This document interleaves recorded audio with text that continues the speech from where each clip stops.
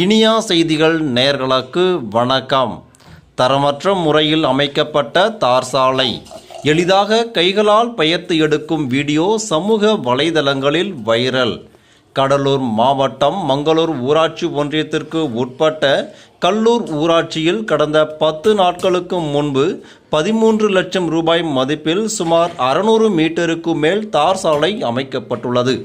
இந்த சாலை முற்றிலும் தரமற்ற முறையில் அமைக்கப்பட்டுள்ளதாக கூறும் கிராம மக்கள் தார் சாலையை கைகளால் எளிதாக பெயர்த்து எடுக்கும் வீடியோ காட்சி சமூக வலைதளங்களில் வைரலாகி உள்ளது.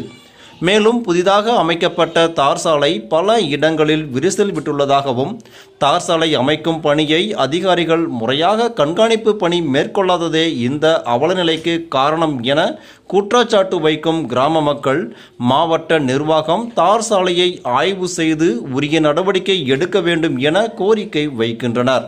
மேலும் பல செய்திகளை உடனுக்குடன் தெரிந்து கொள்ள இனியா செய்திகள் வலையொலியை பின்தொடரவும்.